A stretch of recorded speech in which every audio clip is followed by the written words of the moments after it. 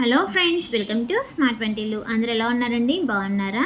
ఇవాళ దాల్ పలావ్ అండి. చాలా సింపుల్గా ఈజీగా ఎలా చేసుకోవాలో చూపిస్తున్నాను. అందులో ఇక్కడ నేను బ్రౌన్ రైస్తో చేస్తున్నానండి. వెయిట్ లాస్ కోసం ట్రై చేసేవాళ్ళు దీన్ని విడిగా కుక్కర్లో కాకుండా విడిగా ఎలా వండుకోవాలో ఒకసారి ట్రై చేయండి. ఇది మీరు బాస్మతి రైస్ అయినా సరే, లేకపోతే తెల్ల ముత్యాల రైస్ అయినా దొరుకుతాయి కదా, వాటితో అయినా సరే, వైట్ రైస్తో అయినా దేనితో అయినా చేసుకోవచ్చు. నేను వెయిట్ లాస్ కోసం అని చెప్పాను కనుక 1 స్పూన్ నెయ్యి, 1 స్పూన్ ఆయిల్ వేస్తున్నానండి. జీడిపప్పులు వేసుకొని అవి వేయించుకున్నాక పక్కా తీస్తున్నాను. నెయ్యి వేసుకోవటం వల్ల మనకి ఒంట్లో ఉన్న కొవ్వు అనేది తగ్గుతుందండి. అంతేగాని మనం వెయిట్ ఏం గెయిన్ అవ్వము. అందుకని భయపడకుండా చక్కగా నెయ్యి వాడుకోండి అందరూ. నేను అలానే వాడి వెయిట్ అనేది రిడక్షన్ అయ్యానండి. తర్వాత అదే ఆయిల్లో మనము హోల్ బిర్యానీ మసాలా ఉంటుంది కదా, అవన్నీ వేసుకొని దాంతోపాటు ఒక 3 పచ్చిమిర్చి పొడవుగా చీల్చుకొని, ఇంకా ఉల్లిపాయ, బంగాళదుంప, క్యారెట్ తీసుకున్నానండి కూరగాయలు.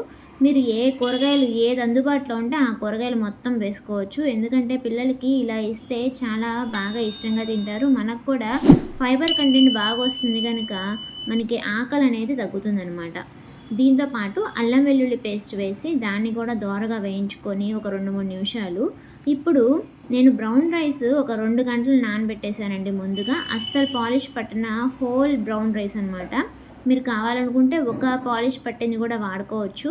కానీ ఇది ముడి బియ్యం అండి. మీకు చూస్తుంటేనే అర్థమవుతుంది కదా కలరు. కొంచెం వాటర్ అనేది ఎక్కువ పడుతుంది, అందుకని ఎక్కువసేపు నానబెట్టాను. మీరు మామూలుగా ఒక పాలిష్ పట్టిందైతే 1 గంట నానబెట్టుకుంటే సరిపోతుందండి. టేస్ట్ తగ్గట్టు సాల్ట్ వేసుకొని దాంతోపాటు 2:1 రేషియోలో పెసరపప్పు వేసుకోవాలండి. అంటే ఇక్కడ నేను 2 కప్పులు రైస్కి 1 కప్పు పెసరపప్పు వేసుకుంటున్నాను. మీరు క్వాంటిటీ కావాలంటే ఇంక్రీజ్ చేసుకోండి. 2:1 రేషియో అనమాట. ఇది మొత్తం మిక్స్ చేసుకొని ఒకసారి గరం మసాలా 1.5 స్పూన్ వేస్తున్నాను. మీరు తినే స్పైసీనెస్ బట్టి గరం మసాలా కూడా వేసుకొని మొత్తం మిక్స్ చేసుకొని, వాటర్ కంటెంట్ వచ్చేసి నేను 2 అవర్స్ నానబెట్టాను కదండి. ఇక్కడ నేను 5 గ్లాసెస్ పోస్తున్నాను. Total 5.5 glasses పట్టినాయండి.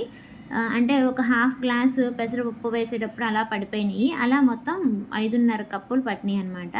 ఇది కూడా పొడి పొడిలాడుతూ చక్కగా వస్తుందండి. కాకపోతే కొంచెం ఆరాలి. మనం బ్రౌన్ రైస్ వచ్చేసి ఇంకా బ్రౌన్ రైస్ ముందు నానబెట్టడం వల్ల కుకింగ్ కూడా తొందరగా అవుతుందండి. హాఫ్ అన్ అవర్ కనుక మనం సిమ్లో పెట్టుకొని మూత పెట్టేసుకుంటే, ఒక్కసారి అరగంట తర్వాత చెక్ చేసుకుంటే ఏమన్నా పొలుకుందా బాగా అంటే మనం పట్టుకుంటే కాయలు కాయలుగా తగులుతుందండి. ఇది ఫుల్ బ్రౌన్ రైస్ కనుక.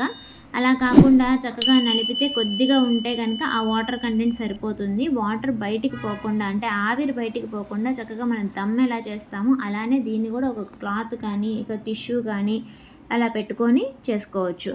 కానీ ఒక అరగంట ఉంచుకుంటే బాగా కుక్ అవుతుందన్నమాట.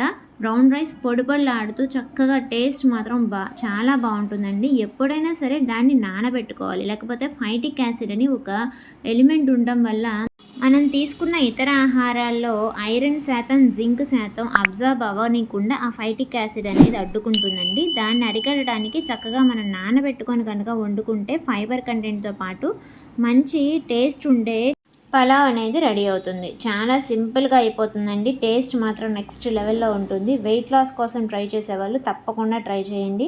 ఇంకా మామూలు వాళ్ళు కూడా ఒకసారి తిని చూస్తే దాని టేస్ట్ అనేది తెలుస్తుందండి. తప్పకుండా ఒకసారి తినండి. చాలా చాలా టేస్ట్గా ఉంటుందండి. నచ్చిందా వీడియో? నచ్చితే కనుక లైక్ చేసి షేర్ చేయండి. ఛానల్ని ఫస్ట్ టైం చూస్తుంటే కనుక సబ్స్క్రైబ్ చేసుకొని పక్కన ఉన్న బెల్ బటన్ని ప్రెస్ చేయండి. Thank you friends. Thank you for watching.